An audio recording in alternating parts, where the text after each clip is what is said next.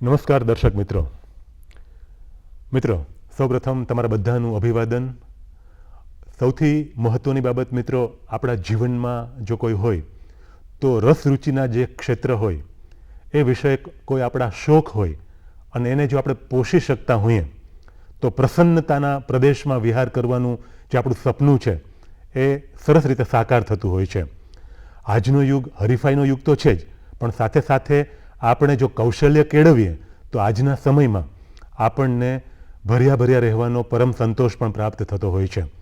આજે આપણે શ્રી હરેશ રાવલને મળીશું અને તેઓ સાથે રસપ્રદ વાતો કરીશું એક એવા મુદ્દા સાથેની કે જે શોખમાં પરિણમી છે અને સાથે સાથે આપણને એ બેનમૂન ફાયદો આપે છે એ રીતે કે જે આપણા શોખને વિકસાવવામાં અને આપણા વ્યક્તિત્વને વિકસાવવામાં મદદરૂપ સાબિત થાય એવીમાં ભરપૂર શક્યતા છે. સૌપ્રથમ દર્શક મિત્રો વતી સર તમારું ખૂબ ખૂબ અભિવાદન. નમસ્કાર. નમસ્કાર સર, સૌપ્રથમ આપણે વાત એ કરવી છે કે તમે ક્રિકેટનો તમારો જે શોખ છે, ખૂબ રસપ્રદ રીતે તમે ક્રિકેટ રમ્યા છો, તમે ક્રિકેટની કોમેન્ટ્રી પણ આપી છે અને BCCI કક્ષાએ તમે વિડીયો એનાલિસ્ટ પણ છો. તો આ જે વિડીયો એનાલિસ્ટ તરીકેની તમારી ભૂમિકા છે એ મને હંમેશા પ્રશંસનીય, બીજી પણ બધી જે બાબત છે ખૂબ અદ્ભુત છે, પણ એ એટલે લાગે છે કે એમાં ઘણી બધી બાબતો છે એ સમાવિષ્ટ હોય છે. એમાં પ્રેઝન્સ ઓફ માઇન્ડ હોય, પછી ઘણા બધા બીજા આયામો પણ આવતા હોય છે. તો થોડી વાત આપણે એ કરીએ. ખાસ કરીને વિડીયો એનાલિસ્ટની એ પોસ્ટ છે કે એક તો સૌથી અગત્યનું ડિસિઝન્સ છે કે જેને થોડા ક્ષણોની અંદર આપણે એમને આપી દેવાનું હોય. એવા વખતે એ બધો જ ડેટા જેટલો રેકોર્ડ થયેલો છે એને ઝડપથી રિટ્રાઈવ કરવાનો છે. તો જેટલી ઝડપથી એને આપશું એટલો ડિસિઝન્સ છે એ આપણે ત્યાં એનાઉન્સ થઈ શકશે. તો અમ્પાયર્સના જેટલા ડિસિઝન્સ છે કે લેગ બિફોર, નો બોલ, રનઆઉટ કે ક્લીન, જે કાંઈ ડાઉટ્સ જ્યાં લાગે છે અને એ રેફર કરે છે, તો એ જેટલા રેફરલ્સ છે એ બધાનું રેકોર્ડિંગ છે એને ઝડપથી જ્યારે એ માગે છે એ વખતે આપવાનું રહેતું હોય છે. તો તેની અંદર ખૂબ જ એક તો સમયની ત્વરા છે કે ટાઈમ મેનેજમેન્ટ, એ તો ખૂબ જ ત્યાં આપણે એમને જાળવવાનું છે. એની સાથે સાથે પૂરા એકાગ્ર રહેવું પડતું હોય છે, એ કોન્સન્ટ્રેટ થઈને રહેવું પડે. ત્રીજું, જે કોઈ ક્રિકેટ રમે છે ત્યારે ટીમ કોઈ પણ હોઈ શકે, પરંતુ આપણી જે ભૂમિકા છે એ એકદમ ન્યુટ્રલ છે. Right, exactly. હા, એમાં ટીમ સાથે, પ્લેયર સાથે કે મેચની જે સિચ્યુએશન છે એની સાથે આપણે ફ્લો નથી થઈ શકતા, સ્વિમ નથી કરી શકતા. પરંતુ જે કંઈ વાસ્તવિકતા છે એને એક તટસ્થપણે આપણે રેકોર્ડ કરવાની છે અને રેકોર્ડ થયેલું છે એ BCCI વતી ઓફિશિયલ તરીકે આપણે એમને ડેટાના ઓપરેટિંગ મેનેજમેન્ટ તરીકે આપણે એમને રાખવાનું રહેતું હોય છે. એટલે ખૂબ જ એક પ્રકારની કહીએ તો વિશિષ્ટ જવાબદારી છે કે જે અમ્પાયરિંગને ડેવલપમેન્ટ કરવા માટે, ક્રિકેટના જે કંઈ ડેવલપમેન્ટની અંદર એની મોટી ભૂમિકા રહેલી છે. કે બોલર્સ છે તો એની બોલિંગ એક્શન્સ છે, ફિલ્ડર્સ છે તો એમની એક્શન્સ છે, એમાં ઇમ્પ્રુવમેન્ટના એરિયા કયા છે, એમનું બિહેવિયર છે તો એ પણ કેપ્ચર થતું હોય છે. ઉપરાંત અમ્પાયર્સના તમામ ડિસિઝન્સ છે. તો અમ્પાયરિંગની જે કંઈ સ્કિલ છે એ તો રેકોર્ડ થાય જ છે, બેટ્સમેનની બેટિંગ સ્ટાઇલ છે, એમનું બિહેવિયર છે, એ બધી બાબતોનું એક ઓફિશિયલ ડોક્યુમેન્ટ એ બોલ બાય બોલ આખું રેકોર્ડ થતું હોય છે. એટલે વિડીયો એનાલિસ્ટ હવે તો બધી જ ગેમની અંદર, ઓલિમ્પિકના એની અંદર તો છે જ, પણ તો હિન્દુસ્તાનની અંદર પણ બધી જ ગેમમાં બહુ સારી રીતે હવે ઇમ્પ્લિમેન્ટ થવા માંડ્યું છે. આનો મુખ્ય ઉદ્દેશ્ય છે કે જે ગેમ છે એ ગેમ વધુ સારી બને, પ્લેયર્સ વધુ સુસજ્જ બને, જે કોઈ ઓફિશિયલ્સ છે એ પણ વધુ સારી રીતે એમનું કાર્ય કરી શકે. તો એની અંદર સમય અને એકાગ્રતા આ ખૂબ જ અગત્યની બાબત બની રહેતી હોય છે. એટલે સર, તમે ખૂબ મહત્વની બાબત વર્ણવી અને જે ડિસિઝન મેકિંગ છે, નિર્ણય છે, એ ખૂબ મહત્વનો હોય છે. ઘણી બધી વખત દર્શક મિત્રો આપણા જીવનમાં પણ એવી ક્ષણ આવતી હોય કે જ્યારે આપણે નિર્ણય લેવાનો હોય અને પરિપક્વતા સાથે નિર્ણય લેવાય તો આપણને ફાયદો મળે. ઘણી બધી વખત નિર્ણય લેવા માટે આપણી પાસે અમુક બાબતો એવી હોય કે એમાં આપણી પાસે સમય પણ હોય અને અન્ય વ્યક્તિ છે એનું માર્ગદર્શન પણ આપણને મળતું હોય, પણ અમુક બાબતો એવી હોય કે જેમાં ત્વરિત નિર્ણય લેવાનો હોય અને એ વખતે ઘણી બધી બાબતોની કસોટી થતી હોય. એટલે સર, આપે જે વાત કરી એમાં કસોટી થાય છે કે તમારે ત્વરિત નિર્ણય આપવાનો છે, કારણ કે મેચ એના ફ્લોમાં છે અને તમારે ડિટેચ રહી અને જે એકચ્યુઅલ જે બન્યું છે અને તમે જે નિદાન પર પહોંચો છો, જે નિષ્કર્ષ પર પહોંચો છો, જે નિર્ણય પર પહોંચો છો એ તમે કમ્યુનિકેટ કરો છો.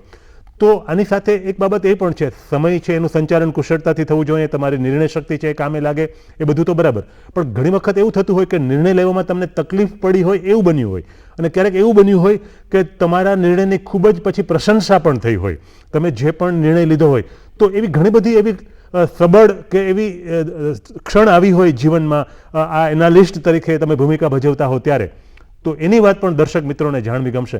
એવો કોઈ બનાવ કે એવો કોઈ ઇન્સિડન્સ, પછી કોઈ એવી વ્યક્તિ સાથેની એ વાતચીતમાં પછી એ નિષ્કર્ષ વિષયક થયેલી ચર્ચા વગેરે. આમ તો ખૂબ જ અગત્યનો ઓફિશિયલ તરીકેનો જ્યારે રોલ છે ત્યારે ન્યુટ્રલ રહેવાનું હોય છે, કારણ કે થર્ડ એમ્પાયર અને વિડીયો એનાલિસ્ટ આ એકદમ કોન્ફિડન્સ પોસ્ટ હોય, એટલે સીધા પ્લેયર્સનો એપ્રોચ નથી થઈ શકતો, અથવા તો પ્લેયર્સ માટે એ આખો રિસ્ટ્રિક્ટેડ ઝોન હોય છે. એવા વખતે આપણી લાઇક્સ અને ડિસલાઇક્સ કરતાં જે રિયાલિટી છે એની અંદર કામ કરવાનું થતું હોય, તો ઘણી વખત એવું બનતું હોય કે જે કંઈ ટેકનોલોજી છે એના સથવારે આ કાર્ય કરવાનું છે, તો ઘણી વખત ડીવીઆર છે એ ક્યારેક સ્લો રહી જતું હોય, ક્યારેક કેબલ્સ છે એ કટ થઈ જતા હોય, એ ઉપરાંત કેમેરા છે એ વધુ સ્વિંગ થતા હોય પવનના હિસાબે, તો એકચ્યુઅલમાં જેની જરૂર છે ડિસિઝન જ્યારે બહુ ક્રુશિયલ હોય અમ્પાયર માટે પણ અને મેચ માટે પણ ક્રુશિયલ ડિસિઝન છે, એવા વખતે પણ ઘણી વખત એવું બને કે એ ડિસિઝનના એંગલ્સ ચેક કરવામાં ઘણો બધો સમય લાગતો હોય કે એકચ્યુઅલમાં આઉટ છે કે નહીં, કારણ કે ક્રિકેટ હંમેશા અમ્પાયરિંગ હંમેશા ઓલવેઝ બેનિફિટ છે, એનો ડાઉટ ઓફ બેનિફિટ એ ઓલવેઝ બેટ્સમેનને લાભ આપવાનો હોય, કારણ કે ગેમ જીવંત રહેવી જોઈએ. તો એવા વખતે ક્યાંય અમ્પાયર પણ ક્રિટિસાઇઝ ન થાય એ રીતનું જ્યારે આપવાનું થતું હોય, એ વખતે આમ તો આ સૌથી ક્રુશિયલ હોય છે કે જ્યારે ગ્રાઉન્ડની અંદરનો માહોલ ખૂબ જ લોકોને માટે ઉત્સાહવર્ધક હોય, ઉલ્લાસવાળો હોય, એવા વખતે અમારે સૌથી વધુ એકાગ્ર બની જવું પડતું હોય છે કે જ્યારે સ્પિન બોલર આજે રવિન્દ્ર જાડેજા બોલિંગ કરતા હોય તો એટલી ઝડપથી એમની ઓવર પૂરી કરી નાખશે, તો એવા વખતે ખૂબ એકાગ્ર રહેવાનું છે. એની દરેક નેક્સ્ટ ડિલિવરીમાં ક્યાંક LBWની અપીલ થશે, ક્યાંક કેચ આઉટની અપીલ થતી હોય, ક્યાંક ધોની જેવા કીપર હશે તો સ્ટમ્પિંગની અપીલ થતી હોય છે, તો એવા વખતે એ માત્ર અપીલ છે, પરંતુ વિડીયો એનાલિસ્ટ માટે એ ખૂબ જ અગત્યની બાબત બની જાય કે એ દરેક એંગલેથી જેટલા એંગલના કેમેરા છે એની કેપ્ચર્સ તરત જ on the spot bite cut થઈ જવી જોઈએ, એને જુદી જુદી ફાઇલમાં મુકાઈ જવી જોઈએ, અને થર્ડ એમ્પાયર શ્રીને જ્યારે જરૂર પડે તો એ ફાઇલ એમને બતાવવા માટે ફટફટ રેડી રાખવાની છે. એટલે એકદમ ટેકનોસેવી પણ બનવાનું છે, એની સાથે ગ્રાઉન્ડમાં પણ ફોકસ રહેવાનું છે, અને ઉપરાંત જે કાંઈ છે એનાથી અલિપ્ત પણ રહેવાનું છે. તો એવા વખતે આ એક સાધના વિશિષ્ટ તપ કરતા હોઈએ એવું લાગતું હોય છે. સલીમભાઈ, ખૂબ સરસ વાત કરી. આ ભૂમિકા ભજવતા હો એ પૂર્વે મનોસ્થિતિની વાતો, જેમ વિદ્યાર્થીની આપણે વાત કરીએ તો પરીક્ષા પૂર્વે છે એ સ્ટ્રેસ્ડ હોય, ટેન્સ હોય, પરીક્ષા ખંડમાં દાખલ થાય ત્યારે પણ મનોસ્થિતિ જુદી હોય, પછી પરીક્ષા પૂર્ણ કરીને નીકળે, પેપર સરસ ગયું હોય તો પછી રિલેક્સ્ડ હોય, અને પરીક્ષા પૂર્ણ થાય એટલે પછી સેલિબ્રેશન મૂડમાં આવી જાય. તો આ વિડીયો એનાલિસ્ટની ભૂમિકા છે, ભલે કોઈ દર્શક સુધી એ કદાચ પહોંચતી નથી હોતી, આમ જનતાને કદાચ એને ખબર નથી હોતી કે એમાં કોણ રોલ પ્લે કરે છે, પણ એ રમત છે એ એક્સાઇટિંગ બને. ઘણી વખત તો એનો જે ડિસિઝન છે, એનાલિસ્ટનો ડિસિઝન છે, થર્ડ અમ્પાયરનો ડિસિઝન છે, એ આખી ગેમનું જે પરિણામ છે, રમતનું પરિણામ આખું પાસું પલટાવી નાખે એવું પણ બનતું હોય છે. તો સવાલ એક એ પણ પૂછવાનું મન થાય દર્શક મિત્રો વતી આપને કે જે એ રોલ ભજવતા હો, એ ભૂમિકા તમે ભજવતા હો, તો એ વખતે તમે જે રીતે ત્યાં દાખલ થયા હો અને ભૂમિકા ભજવવા માટે ગયા હો, અને પછી મેચ પૂર્ણ થઈ જાય અને પછી તમે બહાર હો અને પછી તમે તમારા ફેમિલી સાથે કે ફ્રેન્ડ સાથે હો, તો એ વખતે મનોસ્થિતિ છે એ કયા પ્રકારની હોય એની થોડી વાત આપણે મિત્રો સામે મૂકીએ. સૌથી ક્રુશિયલ રોલ તરીકે આપણે જોઈએ તો વિડીયો એનાલિસ્ટનો રોલ બની જતો હોય છે કે 2 દિવસ પહેલાં જ કેબલ્સ બધા ચેક કરી અને તમામ કેમેરા છે, 6 કેમેરા પરફેક્ટ એનો વ્યૂઝ આવે છે, એમના એંગલ્સ છે, એમના સેટઅપ્સ છે, એ બધું ચેક થઈ જાય 2 દિવસ પહેલાં. એમને જે થર્ડ એમ્પાયર શ્રી અથવા તો એમ્પાયર શ્રીની મિટિંગની અંદર પણ એમને બતાવી દેવામાં આવે બધા જ ડિસ્પ્લે, અને બધું જ સરસ પેકઅપ કરીને મેચના આગલા દિવસે સાંજે ઘરે ગયા હોય, અને એવું બને કે સવારના સમયે જ્યારે મેચ સ્ટાર્ટ થવાનો હોય ગ્રાઉન્ડની અંદર, આમ તો સૌથી પહેલો અમારે વિડીયો એનાલિસ્ટ બધા જ મિત્રોનો એક સરસ એક મસ્તી કરતા એ હળવાશથી પોતે લેતા હોય કે સૌથી પહેલો ગ્રાઉન્ડની અંદર વિડીયો એનાલિસ્ટ એન્ટર થતો હોય દિવસ ઉગે પહેલા, સૂર્યોદય પહેલા, રાઈટ, અને સૂર્યાસ્ત પછી વિડીયો એનાલિસ્ટ સૌથી છેલ્લે જતા હોય છે. એટલે ખૂબ લાંબી ભૂમિકા આ હોય. સૌથી લાંબી હોય છે. અને તમામ વિડીયો એનાલિસ્ટ જ્યાં સુધી મેચ નથી પતતો હોતો ત્યાં સુધી એ ખૂબ જ પોતે ફોકસ્ડ હોય, સ્ટ્રેસ્ડ હોય અને સતત એ પોતે અલર્ટની ભૂમિકામાં રહેતા હોય છે. કે એ જાણે મોરચા ઉપર જેમ યુદ્ધ ભૂમિની અંદર સૈનિકો હોય એવી રીતના કે ક્યારે શું થશે, કોઈ બર્ડ આવીને ઓચિંતો કેમેરાને હિટ કરશે, ઓકે, અથવા તો એ ડિસિઝન આપ્યો એ જ એંગલેથી કંઈ બીજું કંઈ કેબલ કટ થયેલો ત્યારે જ એવો જોવા મળે. તો આ બધાની વખતે માઉસ રાઈટ ટાઈમે જ ન ચાલે કે માઉસથી જ્યારે રિટ્રાઈવ કરતા હોઈએ અને ડીવીઆરનું કનેક્ટ માઉસ તો ફટાફટ માઉસ બદલવાનું છે. રાઈટ, એટલે આ બધું જ થોડી ક્ષણોની અંદર. તો વિડીયો એનાલિસ્ટ તો વાસ્તવની અંદર મેચ પતે જ્યારે બધાનું સબમિશન થઈ જાય પછીના દિવસે એને એવું લાગે, મેચના બીજા દિવસે, કે કેમેરા પણ ઓફિસની અંદર સબમિટ થઈ જાય, કેબલ્સ બધા વાઇન્ડ અપ થઈ જતા હોય, પછી એવું લાગે કે હવે જવાબદારી નથી, કે હવે કોઈ ફોન કોલ્સ નહીં આવે. અને પછી પણ એવું બને કે સમગ્ર પ્રક્રિયા પૂરી થયા પછી આખી જે BCCIને આખી DVD અથવા તો CDs બનેલી છે અથવા તો એ આખી જે એક્સેલ શીટ છે એ મોકલી દેવાની છે. તો જ્યારે બધા જ અમ્પાયર સેમિનાર્સ ચાલતા હોય ત્યારે બધા ડિસિઝન્સ છે એને ચેક થતા હોય. રાઈટ, બહુ સારા અમ્પાયર્સ, હોનાર એમ્પાયર્સ જે નિવૃત્ત થયેલા, એ બધા એમને માર્ગદર્શન આપતા હોય ત્યારે એક એક એમ્પાયરના ડિસિઝન્સ છે એ એમની પાસે રેકોર્ડ હોય. રાઈટ, કે એમનું કયું ડિસિઝન્સ છે એ એકદમ ક્રુશિયલ હતું અને મેચની અંદર એમને એકદમ બેલેન્સ રીતે આપેલું છે. તો એમને એપ્રિસિએટ કરવા માટે પણ, અને જ્યારે અમ્પાયર્સ મિત્રો આવતા હોય Right. તો એમને ટ્રેન કરવામાં પણ એવા ડિસિઝન્સ બતાવવામાં આવતા હોય કે આવા વખતે આપ કઈ રીતે ડિસિઝન આપશો. રાઈટ, રાઈટ, તો એ રીતે ટ્રેનિંગ પર્પઝથી, લર્નિંગ પર્પઝથી પણ, એટલે વિડીયો એનાલિસ્ટની ભૂમિકા વાસ્તવની અંદર મેચનો જ્યારે અસાઇનમેન્ટ મળતું હોય છે ત્યારથી એક્ટિવ થતા હોય છે કે મારે હવે લેપટોપ, કેબલ્સ બધું ક્યાંથી લેવાનું છે, કોનો સપોર્ટ લેવાનો છે અને ક્યારે હું સબમિટ કરાવી અને મારે રિપોર્ટિંગ કરવાનું છે, ત્યાં સુધી લગભગ સૌથી વધુ ઓછામાં ઓછા હળવાશમાં કોઈ તમામ પ્લેયર્સ, ઓફિશિયલ્સ અને ઓડિયન્સ રાઈટ. એની અંદર હોય તો એ માત્ર વિડીયો એનાલિસ્ટ રહેતા હોય છે. હા, ખૂબ સરસ વાત કરી. એટલે સર આની સાથે એક એ પણ મસ્ત મુદ્દો જોડાયેલો છે કે પ્રેઝન્સ ઓફ માઇન્ડ છે અને માઇન્ડસેટની આખી આ ગેમ હોય છે. એમ તમારો આ જે રોલ્સ અને રિસ્પોન્સિબિલિટીઝ છે એ પણ માઇન્ડસેટની જ ગેમ હોય છે. એટલે ઘણી બધી વખત ઘણા બધા વ્યક્તિઓને મળવાનું થાય.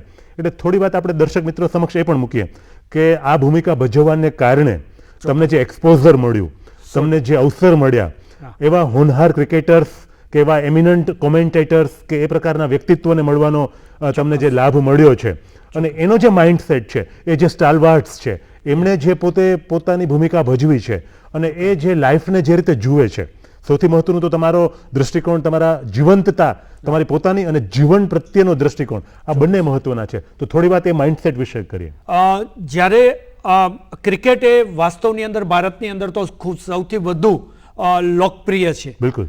તો એવા વખતે જ્યારે ખ્યાલ આવે કે ક્રિકેટ સાથે કનેક્ટેડ આપણે હોઈએ ત્યારે વિદ્યાર્થી મિત્રો, વાલીશ્રીઓ, સમાજની અંદર બધાની એક અપેક્ષા હોય કે અમને ચોક્કસ પ્રકારનું એક માર્ગદર્શન ત્યાંથી મળશે અથવા તો અમને ક્યાંક એવી ટીપ મળશે કે જેના પરિણામ સ્વરૂપે અમારું ક્રિકેટ છે અથવા તો અમારી ગેમ છે એમાં નિખાર આવે. રાઈટ. આ અપેક્ષા વખતે એવા જે સારા લોકો એ ક્ષેત્રના હોય એમને મળવાનું થતું હોય, બીજાને કોઓપરેટ કરવાની એમની તત્પરતા જ્યારે જાણતા હોય ત્યારે ખૂબ આનંદ થતો હોય. હું આદરપૂર્વક એક નામ લઈશ અહીંયાથી, અમિત સાહેબા સાહેબનું. ઓકે. કે અમિત સાહેબા સાહેબ આપણા ઇન્ટરનેશનલ એમ્પાયર છે. સાથે વ્યક્તિ તરીકે મને એમનું એક ઇન્ટરવ્યૂ લેવાનો અવસર મળ્યો. ઓકે. એક મેચની અંદર એમનો મારે મળવાનું થયું ત્યારે મેં વાત કરી કે સર એક આપનું ઇન્ટરવ્યૂ લેવું છે જેનો ઉદ્દેશ્ય માત્ર એ છે કે આ ક્ષેત્રની અંદર ગ્રાઉન્ડમાં ઉતરીને જેવો ક્રિકેટના કૌશલ્યને ઝળકાવી નથી શક્યા પરંતુ હજી ક્રિકેટ સાથે કનેક્ટ રહી શકાય એવું જો કાંઈ હોય કે એમનું ભવિષ્ય ઉજ્જવળ બને તો એઓને આપણે માર્ગદર્શન આપવા માટે સર આ મારો ઉદ્દેશ્ય છે અને આપણે ઇન્ટરવ્યૂ લેવું છે. વાહ, ખૂબ સરસ. અમિત સાહેબા, મને બહુ આદરપૂર્વક એમને અત્યારે નામોલ્લેખ કરવો મને ગમશે કે સાહેબે પોતાના વ્યક્તિગત જીવનની તો વાતો ઘણી કરી, રાઈટ, પરંતુ પોતાની ક્રિકેટ જ્યારે પૂર્ણ થયું ઉંમરના હિસાબે, વય મર્યાદાના હિસાબે, અને VRS બેંકમાંથી એમને લીધું. ત્યારબાદ આજના દિવસે પણ પોતે ખૂબ સારા અમ્પાયર, ખૂબ સારા કોમેન્ટેટર, ખૂબ સારા કોચ અને ખૂબ સારા વ્યક્તિ. તો આવા વ્યક્તિઓને જ્યારે મળીએ ત્યારે એમ લાગે કે આ ક્રિકેટ માત્ર રમવા ખાતર નથી રમેલા વ્યક્તિ, પરંતુ ક્રિકેટને એક સાધના તરીકે, ક્રિકેટના એક એવા સરનામા છે કે જે અસંખ્ય યુવા મિત્રોની તત્પરતા છે, તો એમને જાણવા મળશે. તો એવા વખતે એ સહજતાથી લોકોને મળતા હોય છે. અમદાવાદની અંદર પણ એ ઘણા બધા મિત્રોને માર્ગદર્શન આપે. એમને પોતે પણ પદ્મશ્રી મળેલો છે અને એમને અમ્પાયરિંગ વિશે ઘણું બધું પુસ્તકો પણ લખેલા છે. તો મને એમનું ઇન્ટરવ્યૂ દ્વારા ઘણી બધી વિશિષ્ટ વાતો તો જાણવા મળી, પરંતુ જે મિત્રો આજે હતાશ થાય છે કે યુવા મિત્રો અંડર 17-19 ચૂકી ગયા, તો એમને એવું લાગતું હોય કે હવે ક્રિકેટનું ક્ષેત્ર અમારા માટે નથી, અથવા તો પેરેન્ટ્સ એને ઠપકો આપે કે 5-7 વર્ષ કેમ્પની અંદર આપ ગયા, પણ ક્રિકેટના હિસાબે આપનું સ્ટડી પણ ડેમેજ થયું અને આપની આખી યુવા અવસ્થા અને હવે અર્નિંગનો જ્યારે પિરિયડ આવ્યો એ પણ આપના માટે હવે સફર કરી રહ્યા છો. એનું કારણ આ છે.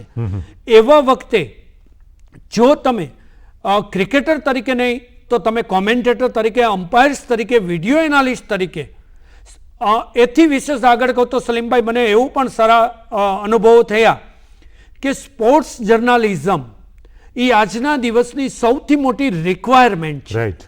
અને ખૂબ એવડો મોટો એરિયા છે કે જ્યાં ખૂબ સારા સ્પોર્ટ્સ પર્સન્સ રૂપી રત્નોને બહાર લાવી શકાય છે, એમને ઉજાગર કરી શકાય છે, અને એની સાથે આપણે પણ અર્થ ઉપાર્જન અને એક ગરિમાપૂર્વકનું કાર્ય થઈ શકતું હોય છે.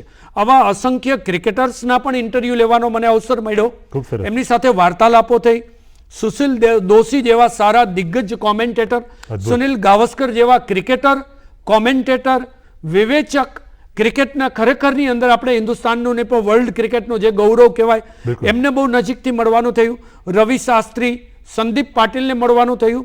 હું આપને એક સરસ એક મને વાત ઉલ્લેખ કરવી ગમશે કે સંદીપ પાટીલ જ્યારે 83ના વર્લ્ડ કપ પછી he was star at that time, કે હિન્દુસ્તાનની સારી ક્રિકેટ ટીમના એ પ્લેયર હતા, સારા ફટકાબાજ હતા. એમની 6 બોલની અંદર 6 સિક્સર મારેલી એમની એ યાદગાર છે, વર્લ્ડ રેકોર્ડ એમનો. તો એમનું મેં સટકાર વાંચેલું ત્યારે હું 7મા ધોરણનો એક વિદ્યાર્થી, એમને લખેલું પુસ્તક.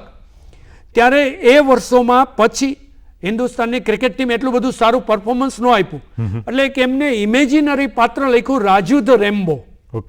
અને એ પાત્ર એવું છે કે એ જ્યારે ઇનિંગમાં આવે અને મેચ ઇન્ડિયન ક્રિકેટ ટીમ જીતે, તો મેં એમને એ વાત કરી કે સર તમારું આ કેરેક્ટર આજના દિવસે મને યાદ છે.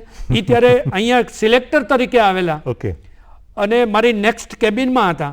પછી ફ્રી થયા ત્યારે મેં મળ્યા ત્યારે વાત કરી કે સાહેબ તમારું સટકાર મેગેઝિન, તમે જે ગ્રાઉન્ડમાં બાઉન્ડ્રીઝ મારતા હતા એવું જ સરસ હતું કે અમને બાળકોને વાંચવું ગમતું. હું તો ત્યારે 7મું ધોરણ ભણતો. તો એમને મને બહુ સરસ વાત કરી કે આ બધું આટલી જૂની बहुत पुरानी बात आपको आज तक अभी याद है. तो मैंने कहा कि मैंने इतने दिल से पढ़ा था और आप इतना अच्छी तरह से लिखते थे.